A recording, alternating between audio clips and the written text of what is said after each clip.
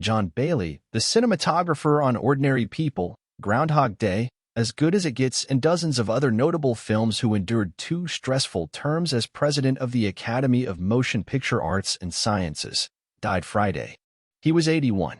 Bailey died in Los Angeles. His wife, Oscar-nominated film editor Carol Littleton, E.T. the Extra-Terrestrial, announced, "It is with deep sadness I share with you that my best friend and husband, John Bailey, passed away peacefully in his sleep early this morning," she said in a statement. "During John's illness, we reminisced how we met 60 years ago and were married for 51 of those years. We shared a wonderful life of adventure in film and made many long-lasting friendships along the way. John will forever live in my heart." They worked on more than a dozen features together. The Southern California-raised Bailey served as the director of photography for director Paul Schrader on American Gigolo, 1980, Cat People, 1982, Mishima, A Life in 4 Chapters, 1985, Light of Day, 1987, and Forever Mine, 1999, and collaborated with Lawrence Kasdan on The Big Chill, 1983, Silverado, 1985, The Accidental Tourist, 1988, and Wyatt Earp, 1994. He had another fruitful relationship with director Ken Kwapis, working with him on 6 films: Vibes, 1988, The Sisterhood of the Traveling Pants, 2005, License to Wed, 2007, He's Just Not That Into You, 2009, Big Miracle, 2012, and A Walk in the Woods, 2015, where he reunited with Ordinary People director Robert Redford. Bailey also shot Michael Apted's Continental Divide, 1981, Stuart Rosenberg's The Pope of Greenwich Village, 1984, Wolfgang Petersen's In the Line of Fire, 1993, Robert Benton's Nobody's Fool, 1994, Sam Raimi's For Love of the Game, 1999, and Callie Cowrey's Divine Secrets of the Yuya Sisterhood, 2002. In a 2020 interview for American Cinematographer magazine, Bailey said his philosophy was imbued with an international perspective. One of his touchstone movies was the Vittorio Storaro shot The Conformist, 1970, and that he had a singular focus on the kinds of films I wanted to make, even from the time I was an assistant and camera operator. I did not want to do tawdry films, he added. I did not want to do exploitive films or violent ones. I really held out, sometimes at great personal expense, literally, in terms of money, to do films that I knew were building a resume that when I did become a director of photography, that was part of who I was.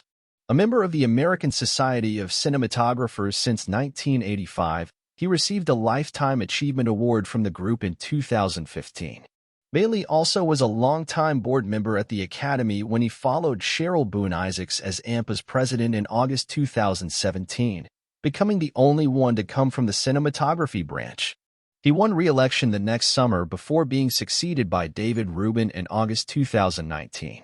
His tenure was marked by a huge increase in members, especially for international and non-Hollywood folks, the ousters of Harvey Weinstein, Bill Cosby, and Roman Polanski from the Academy, a Kevin Hart hosting imbroglio, and 3 moves meant to boost Oscar TV ratings that were torpedoed amid great criticism: the creation of a popular Oscar, the elimination of 3 live Best Song performances on the show, and the sidelining of 4 winners' speeches to commercial breaks. "I had no idea how stressful that job was going to be," he said. The son of a machinist, John Ira Bailey was born on August 10, 1942, in Moberly, Missouri, and raised in Norwalk, California. He edited the school newspaper at Pius X High School in Downey, California, then attended Santa Clara University and Loyola Marymount University, graduating in 1964. He decided to pursue cinematography while spending 2 years at USC in a new graduate program for film studies. Bailey spent more than a decade as an apprentice cinematographer/camera operator for the likes of Nestor Almendros, Vilmos Zsigmond, and Charles Rosher Jr. on such films as Monty Hellman's Tulane Blacktop, 1971, Terrence Malick's Days of Heaven, 1976, and Robert Altman's The Late Show and 3 Women, both released in 1977. The first studio feature he shot as DP was Boulevard Nights, 1979, directed by Michael Pressman.